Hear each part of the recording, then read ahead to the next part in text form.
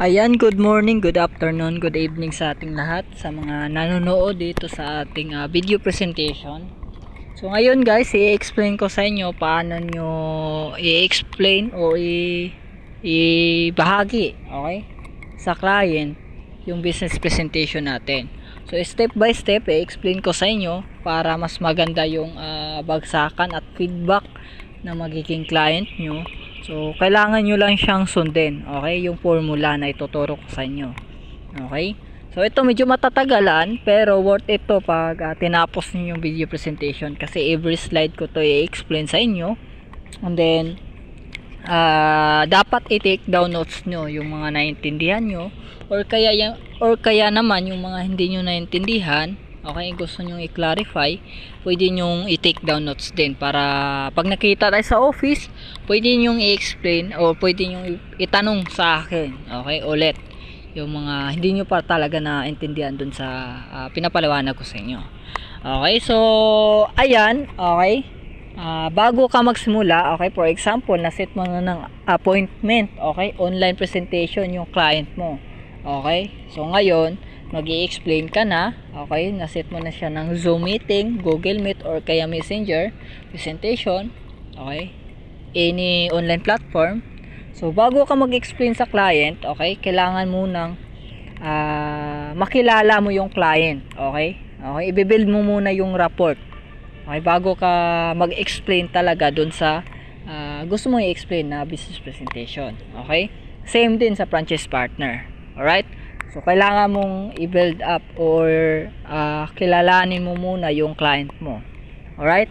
So, for example, okay, nasa business presentation ka na. Okay? So, una mong gagawin is magpakilala ka muna. Okay? So, hello po ma'am, sir. Good afternoon. Good morning or good evening. Okay? So, welcome po sa ating business presentation. So, tanong ko lang po ma'am, sir, no? First time nyo po ba mag-business, if ever, or may existing business na po kayo?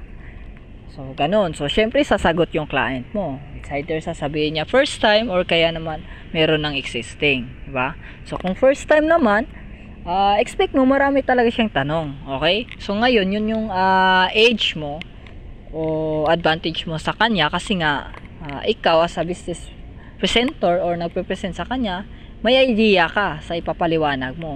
Siya, wala pa siyang idea. So, yun yung magiging advantage mo ngayon. Okay? So, i-guide mo yung client mo sa mga tanong. Kasi, pag first time, expect natin maraming tanong yan. At the same time, takot pa yan magsimula mag-business. So, ikaw ngayon yung mag-guide sa kanya. Okay?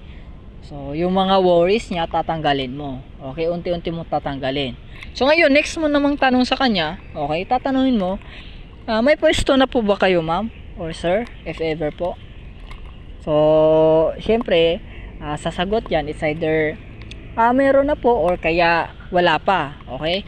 Kung meron naman, mas okay, okay? Kung wala naman, so ngayon, isa yun sa problema niya, okay? Yun yung isa sa possible na problem niya. So ngayon, doon napapasok yung solusyon mo. So good news po ma'am, no? Dito naman po sa atin, okay? Meron naman po tayong free locator assistance. Pwede po kami pong maghahanap sa location nyo, okay? So i-operate nyo na yung business, diba? So ngayon, nasolusyonan mo na yung problema niya, diba? Kasi nga, meron naman tayong locator assistance. Pero okay, clarify ko lang sa inyo, okay, sa mga nanonood dito, yung locator assistance natin is applicable lang siya sa 550 na package and up, okay? Sa 55,000 tsaka sa 95 hindi kasali dun sa locator assistant, okay? Yung 550,000 lang, 550,000, 2.1 tsaka 3 million lang yung merong locator assistant. Okay? So ngayon, since natanong mo na sa kanya yung mga basic na tanong, okay? So pwede mo na siyang i-start, okay? Pwede mo nang i-start yung business. O bagong pa i-start yung business presentation, pwede ka muna magbigay ng house rules, okay? Ito pala, huwag mong kalimutan. Yung house rules, para sa ganun, yung presentation mo hindi kalat-kalat. At the same time, okay, mas maintindihan niya talaga, okay, yung ipapaliwanag mo at tuloy-tuloy yung discussion. Right? So, napaka-importante ng house rules. So, sa house rules, ano ba yung pwede mong ibigay sa client mo? Okay? Una-una na dyan, okay, ganito nyo siya ibagsak. Okay? Bago po tayo magsimula, ma'am sir, no, pakilala lang po ako. My name is Jonel Tibotibo. I'm the head of franchise department po ng company. So, bago po tayo mag-start, ma'am, magbigay lang po ako ng konting house rules para sa ganun po, tuloy-tuloy po yung discussion natin at the same time, mas maintindihan nyo po yung ipapaliwanag ko po sa inyo. Okay? Unang house rules po natin, ma'am sir, no, is paki-turn off na lang po ng mic nyo. Okay? Para po iwas distraction, kasi po baka maingay po yung paligid nyo, madidistract po tayo o kaya yung mga kasama natin dito sa ating business presentation. So mas maganda po, ma'am, paki-turn off na lang po ng mic. Okay, pwede po kayo mag-open ng camera, okay, para makita natin. Okay, and then pwede rin naman po kayo mag-open ng mic if only if, okay, meron po akong sinasabi na hindi po malinaw sa inyo or kaya mahina yung signal at gusto nyong i-clarify sa akin, pwede naman po kayo mag-open ng mic. Considered naman po yon. Okay?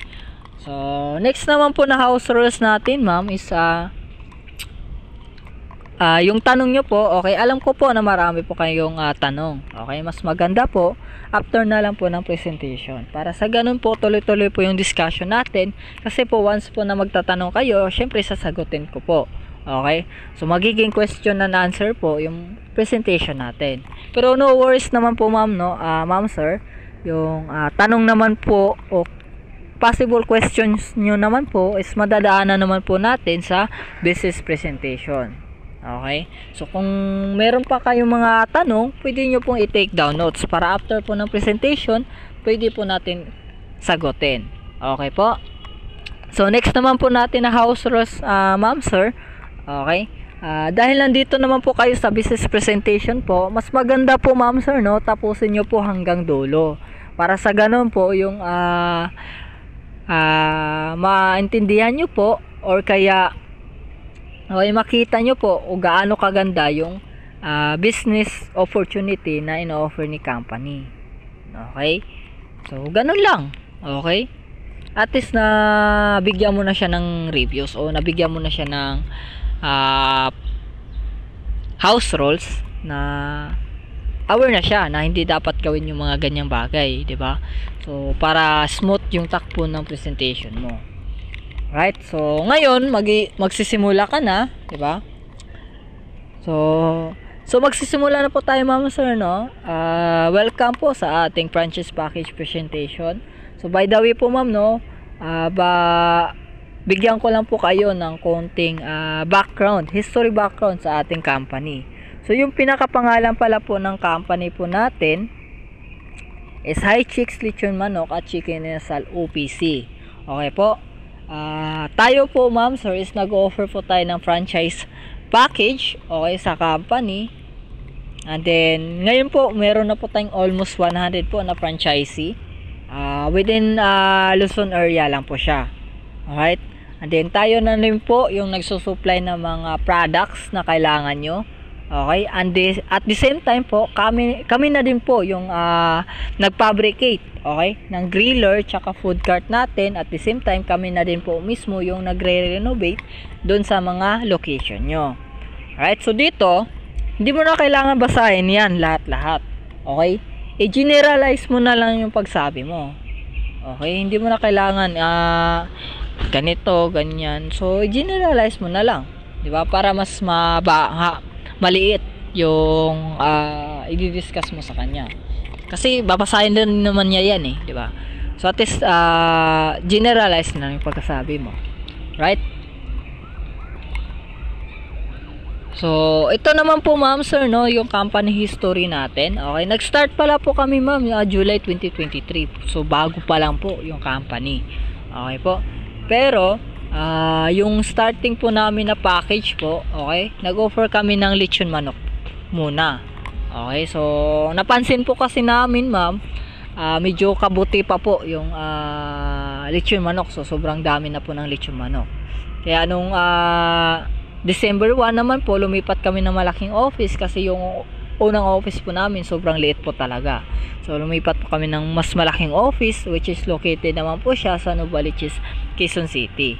Okay, so nung December 16 naman po, nilaunch din namin o inopen po namin yung isang concept store. Okay, so ito po yung sample concept store ng ating gustong mag-dine in. Okay, so once po na pupunta po kayo ng office, makikita nyo po actual yung dine-in store natin na setup.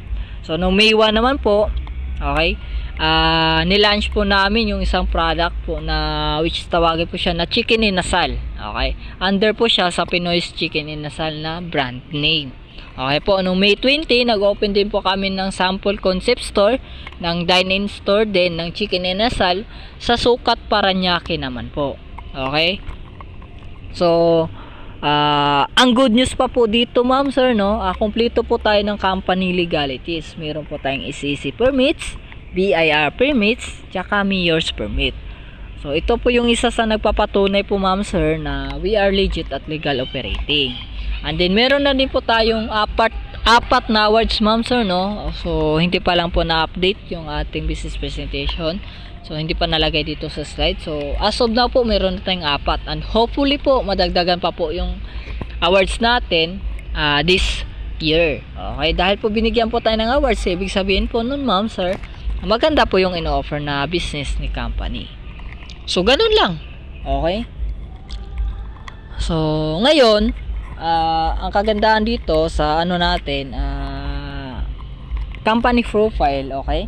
Pwede mo naman na generalize din, di ba? Hindi mo naman kailangan isa-isahin yung pagkabasa talaga. Kasi medyo mahaba pa yon yung discussion. Okay? So napakita mo lang sa kanya na legit yung company, di ba? Then okay na yan sa kanila, di ba? So dito i-explain mo naman yung sino yung mga may-ari ng company, di ba? So unahin mo dito yung CEO president natin, and then yung next naman yung mga board of directors. So ganito mo lang siya ibabagsak. So depende pa rin yun sa bagsakan, ha, pero ito yung flow, okay? So ito naman po yung CEO president natin, ma'am, sir, si Sir Santi o Crisanto Santi Similia, which is 13 years na po siya sa experience sa franchise industry.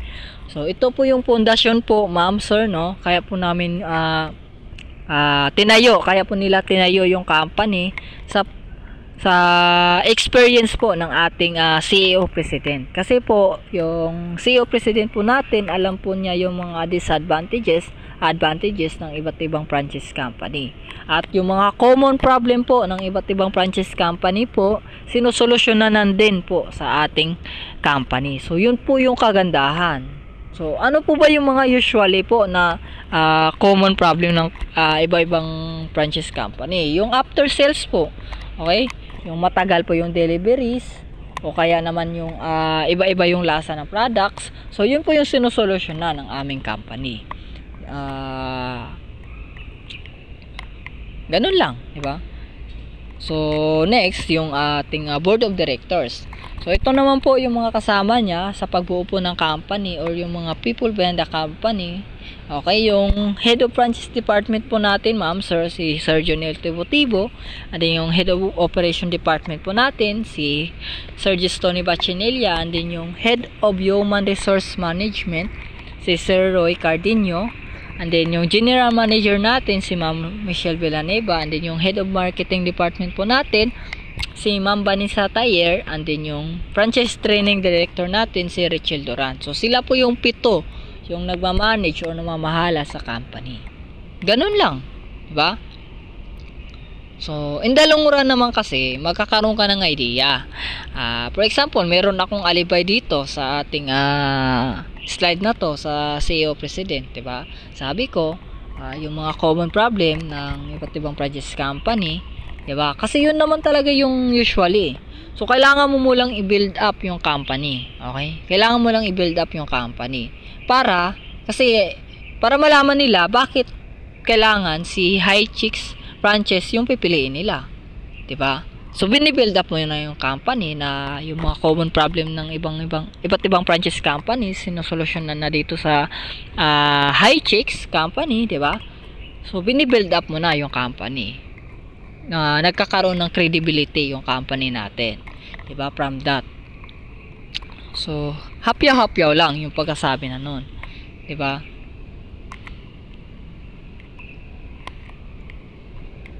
So, dito naman, mabilis lang tong slide na to. Ito po yung main office address po natin, ma'am sir, no? Located po tayo sa 144 General Luis, Novaliches, Quezon City.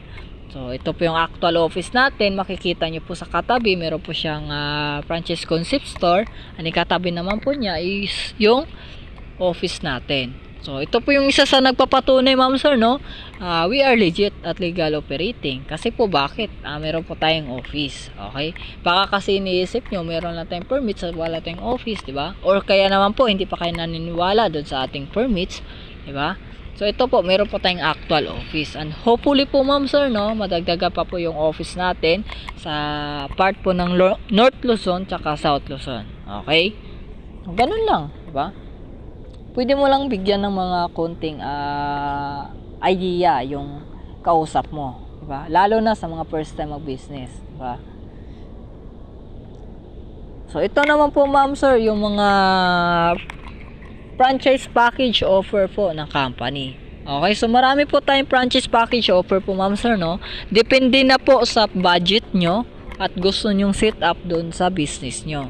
Okay po, so meron po tayong mga mababang package and then meron din po tayong mga malalaking package din naman. Okay, so hindi gaano kalaki ang package. Okay, so dito po meron tayong chicken inasal cart package, 55,000 naman po siya. All-in-one griller package, 95,000.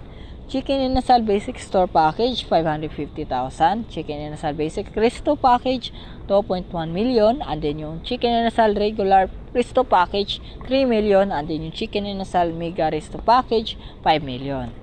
Okay, so ngayon, dito kasi, ganito lang yan.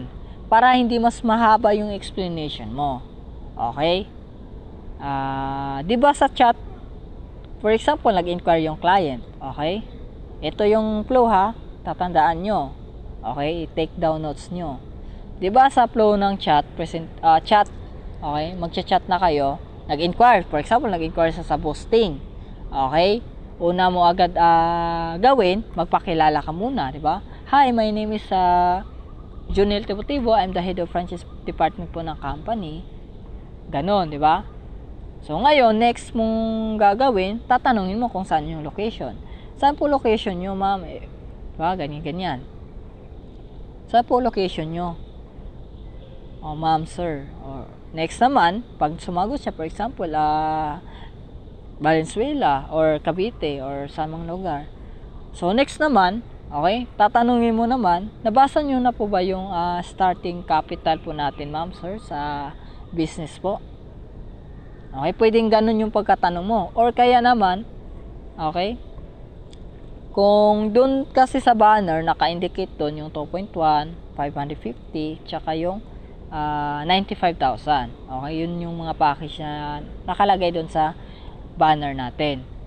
Or kaya, ito yung itatanong mo, anong package po yung mas prefer nyo, ma'am, sir? Yung 2.1 natin na resto type, yung 550 natin na basic dining store, or kaya yung 95,000 natin na all-in-one griller. Diba? So from that, pipili na siya ng package, 'di ba? Pipili siya ng package kung ano yung package na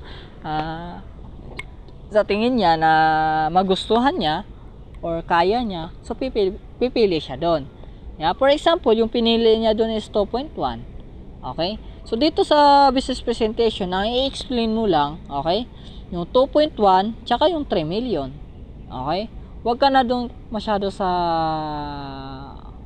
malaking package, yung mababang package, I mean, diba? Kasi baka mag-change pa yung mind niya na, ay, doon na lang pala ako sa mababang package, diba? So, sayang. So, ngayon, kailangan mo siyang i-explain, it's either 550, 2.1, tsaka 3 million, diba? So, yung mga malalaking package lang, muna, diba? So, kumbaga, yun yung ididiin mo ng explanation. Although, madadaanan mo yung mga mababang package, pero yung ididiin mo na explanation is doon sa pinag-inquire na package or doon sa mas prepared nyo na package, di ba? So, ganon, di ba? Para hindi mas mahaba yung explanation mo. So, dito, bigyan mo na siya ng previous. Ano yung mga product na pwede niyang ibenta. Okay? So, dito kasi, magkaiba yung pagkalagay ng presentation natin. Okay? Yung nasa inyo, parang nasa huli siya, itong menu. Okay? Pwedeng nasa huli or pwedeng nasa unahan. Ang point lang is, paano mo i-explain yung slide na yan. Okay?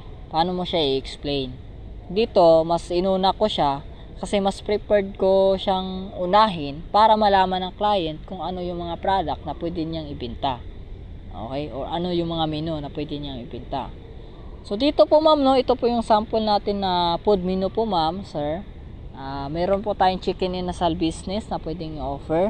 Or meron din po tayong lechon manok. Meron din po tayong liempo, peri-peri, and chicken pastil.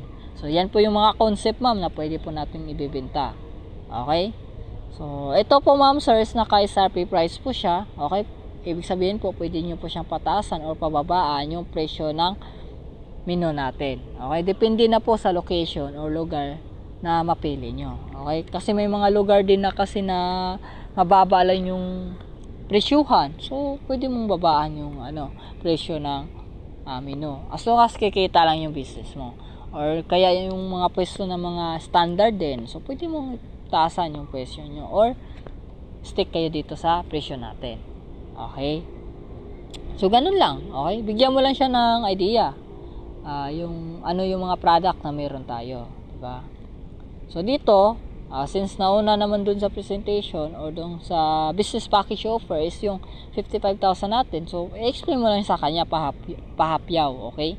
Or hindi talaga masyadong tiin yung pagka-explain mo sa kanya kasi ang focus mo naman talaga yung yung package na mas gusto niya. Okay? So, ngayon, kung ang inquire naman niya is 95 or 55, okay? Pwede mong explain mo naman sa kanya yung mga details dito. Okay? Pero ididiin mo din siya dun sa mga malalaking package na ima-mindset mo sa kanya na mas malaki yung kikitain niya once na mag-dine-in siya. Okay? Kasi di natin alam na may pera talaga siya at kaya naman niya na i-afford yung mga malalaking package. Diba? Di natin alam. So, baka kasi natakot lang siya magsimula sa malalaking amount kasi nga, hindi pa niya alam paano mag-start sa business. Diba? Kasi baka ang thinking niya, pag nag-fail naman to mababang package, okay lang. So, ngayon, ipapakita natin sa kanya na mas maganda yung malalaking package kasi nga, mas malaki yung kikitain niya.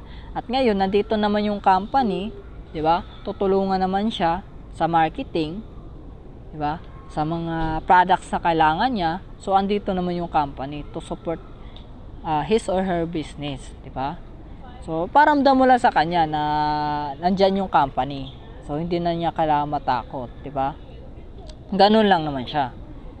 So, kasi nga, ganito lang naman yan eh. Diba?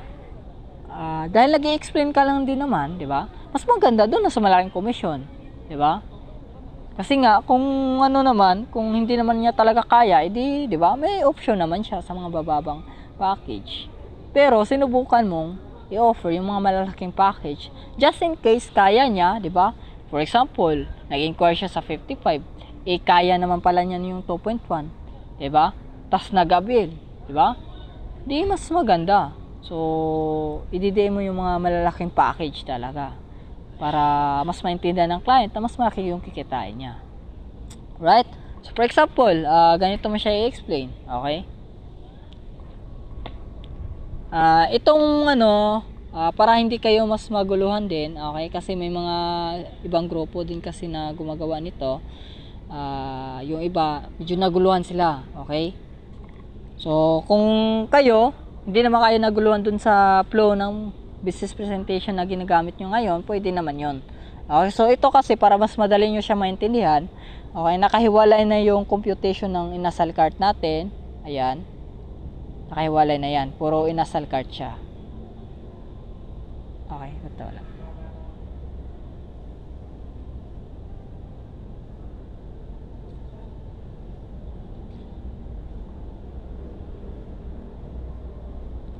Ayun, wait lang. So, nakahiwalay na yung explanation ng cart niya. Yan. So, iba din yung computation ng all-in-one griller. Pero same pa rin yun, di ba? Ang flow lang niya yung iniba ko para mas maintindihan nyo. Okay? Kasi baka hindi nyo nabasa din yung nasa itaas na naka-indicate at hindi nyo ma-explain na maayos sa client. Okay? Dito kasi, sinigurado ko na ma-explain nyo na ng tama yung mga malalaking package. Okay? Na makita ng client na mas malaki talaga yung kikitain nila pag malaki yung package yung kukunin nila. Okay? So, ganito lang siya yung explanation. Okay? So, ito po yung package natin, ma'am sir, no, sa ating chicken inasal na indoor cart, okay? For as low as 55,000 pesos po. Meron na po kayong pwedeng offer na products na chicken inasal leg, chicken inasal picho, pork barbecue, tsaka chicken pastil. Okay po? Ito po siya, ma'am sir, is naka-cart lang po siya. So, wala po siyang dine-in. Okay? So, naka-cart lang po siya. Ang kagandahan po dito sa package, okay, is ready to operate na po siya. Yun yung pinaka-magic word. Okay, ready to operate. Okay? Kasi yung iba kasi, ni-explain isa-isa yan. So, tatagalan yung presentation mo. So, mas maganda, i-magic word mo siya. Ready to operate na po ito, ma'am. So, pag sinabing ready to operate, di ba? Ang thinking agad nila, ready to operate na siya. So, ibig sabihin, mayroon ng gamit. Sila na mismo yung nag-a-analyze. Diba? Which is nandito naman talaga, ready to operate naman siya. Kasi bakit? So dito po kasi, ma'am sir, kaya po siya ready to operate na po yung package for as low as 55,000 pesos. Okay, meron na po siyang kasamang cart, okay, with lighted na Panaflex menu. Okay, so may ilaw na po yung menu niya. Okay, so meron na din po siyang 6 heads na grill, barbecue grill. So doon po iluluto yung mga chicken inasal natin. And then meron na po siya mga crew uniform and initial products na kasama po sa package, plus DTI permit, and then franchise training. Okay, kung meron po kayong crew, okay, o kayo po mismo, kasama na po sa training. So iti-training namin kayo. And then franchise opening support. So ganun lang. So, hindi mo natin iisahin. Okay? Pwede mong sabihin nga, ganito eh. Itong package po, ma'am sir, no, for as low as 55,000 pesos na chicken inasal food cart package. Meron na po siyang kasamang cart. Okay? Lighted menu, Panaflex. Mga equipments na gagamitin po. Plus initial products. And then pre-DTI permit. And pre-franchise and crew training. And pre-online opening support. Diba? Ganun. Hindi mo na masyadong pahabain yung explanation. Lalo na kapag yung ini-inquire niya is yung mga malaking package naman. Diba? Binigyan mo lang siya ng previews. So, ito naman po, ma'am sir, yung product costing po sa ating inasal cart. Once po na mag-operate po kayo, ito po yung kikitain nyo sa business. Okay po? So, product costing po sa inasal cart, 1 piece inasal leg, 60 pesos. Sauce, 2 pesos. Rice, 5 pesos. Gas, 3 pesos. Total costing po niya is 70 pesos. SRP po is 90 pesos. Yung kita nyo po is 20 pesos. Okay? And then, product costing for picho. Total costing po is 75 pesos. SRP, 95 pesos. Yung kita nyo po is 20 pesos. And then, inasal pork barbecue. Total costing po is 70 pesos. SRP is 90 pesos. Profit nyo po is 20 pesos. Ganun lang, okay? Hindi mo na isa-isahin. 1 piece din nasa picho. Sapat na yung pinakaunang product costing sa leg, 'di ba? Pwede mo na i-shortcut into total costing lahat. 'Di ba? Para hindi na haba. Right? So, ganun lang pag-explain dito sa product costing. Ipapakita mo lang sa kanya kung magkano yung kikitain niya once na mapag-operate na siya sa business. So, for example po ma'am sir, no, nag-operate na po kayo at naka 50 pesos na po kayo na inasal order per day. So, mahina po yon. Okay, mahina po yun na sales. Okay, times mo ng 20 pesos or that is 1,000 per day, times mo ng 30 days, that is 30,000 per month. Diba? So, mahina pa po yung binta na yon. Iwati po, naka 75 po kayo, average po. Okay, 75 meal order per day, times mo ng 20 pesos sir na kita, that is 1,500, times mo ng 30 days, that is 45,000 per month. Diba? So dito, pinakita mo na sa kanya kung magkano yung kikitain niya once na makapag-operate siya at ganito yung nabinta niya na order or meal na ma-order. Okay? So, ipapaliwanag mo din sa kanya na ito is naka gross income lang. So, hindi pa kasama yung OPEX. So, ito po ma'am sir, no, is gross income pa po lang to. So, hindi pa kasama dito yung operational expense natin. So, ito po yung operating expense natin ma'am sir. For example po sir, ma'am sir, rental fee is 7,000 pero nasa 3 to 5,000 lang po yung rent talaga ng ganong klaseng cart. Pero let's say lang po na 7,000, bills, water, electricity 2,000, labor o yung tatao po sa mismong physical store is 9,000. So total po na operating expense natin is 18,000. Total gross income po, yung low, okay, yung mababa lang po, worst case scenario, okay, 30,000. Okay, yung net income nyo po per month is 12,000 pesos. So yung ROI po o yung return of investment is 5 to 6 months. Ganun lang. Konting reviews lang pagdating sa sample profitability ng inasal cart. So ito naman po ma'am sir, yung all-in-one griller package natin. Okay, so pag sinabing all-in-one po ma'am sir, lahat po ng concept ng company pwede nyo pong ibenta dito sa package na to. So for as low as 95,000 pesos po ma'am sir, no, pwede na po kayo magbenta ng lechon manok, chicken inasal pork barbecue, pork lempo, peri-peri, and chicken pastel. So, dito rin po ma'am sir, ang kagandahan po sa package na to is ready to operate na din po siya. So, pag sinabi pong ready to operate po ma'am sir, kung may pwesto na, pwede na pong ilagay yung mismong business o yung cart, pwede na po kayo mag-start operation. So, dito po kasama po sa package natin, okay, ang kaibahan po dito sa cart, sa griller, ito po siya is naka-tempered glass po siya. So, side by side tsaka front. So, naka-tempered glass. Ito po siya ma'am sir is Oling type. Okay?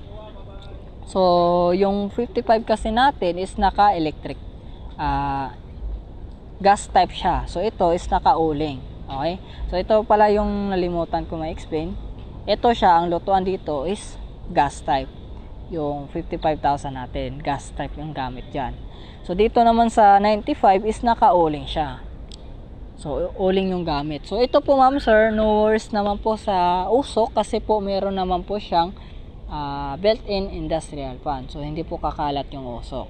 And then, meron na din po siyang electrical switches, built-in electrical switches, built-in 4 wheels. So, para hindi po kayo mahirapan, gusto nyo ilipat yung griller nyo. Tapos, meron na po siyang LED light.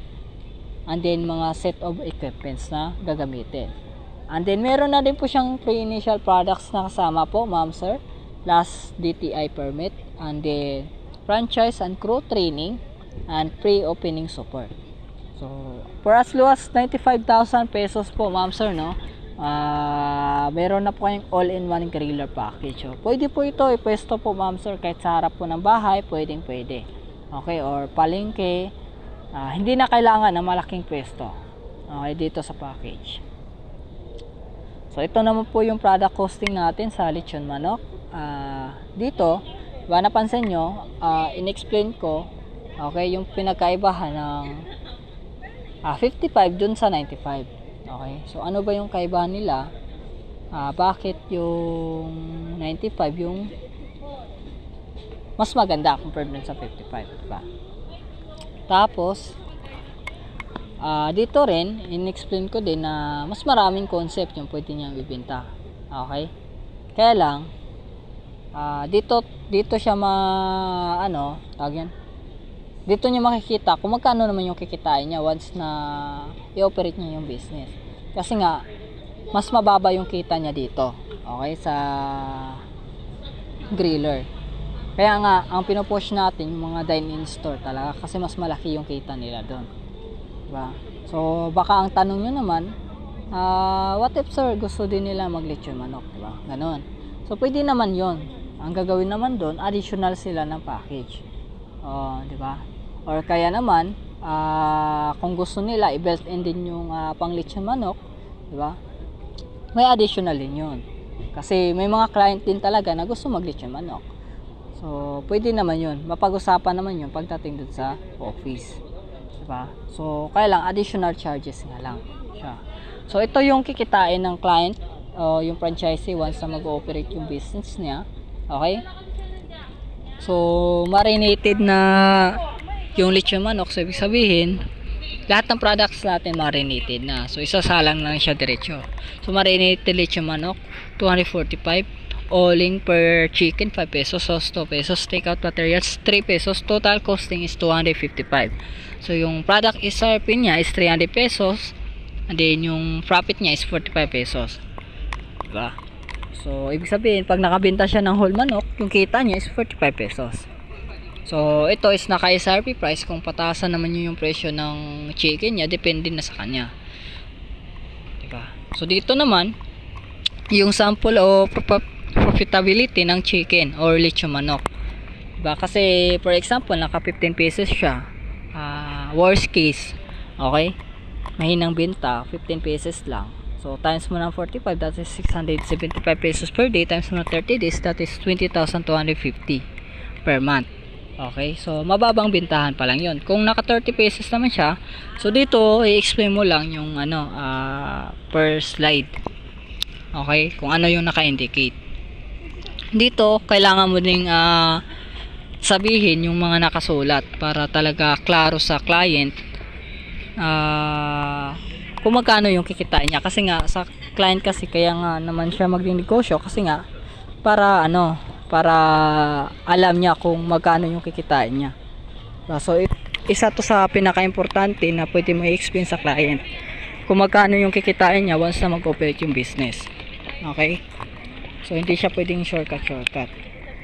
Tapos, next naman yung sa pere-pere naman. So, dito, mauuna yung costing. Okay? Magkano yung costing ng pere-pere. So, hindi mo naman kailangan i-discuss yan lahat. Sasabihin lahat talaga. Sabihin mo lang, yung total costing ko ng pere-pere is 260. Product SRP is 310. Yung kita niya per whole pere-pere is 50 pesos. So, ganun lang yung pag-explain. Diba? Tapos, same scenario, ganun din yung sample profitability ng pere-pere. Merong worst case, tsaka yung average na computation. And then meron din dito yung liempo, same scenario lang din. Okay? Kasi ito kasi pang additional income lang naman niya. Kasi nga yung papasikatin kasi natin ngayon is yung yung chicken inasal, 'di ba? So yun yung papasikatin natin. Ayan, sample profitability, ganun din yung pag-explain. Okay? So, dito ka na magdidiin sa mga malalaking package. Like, chicken inasal basic store.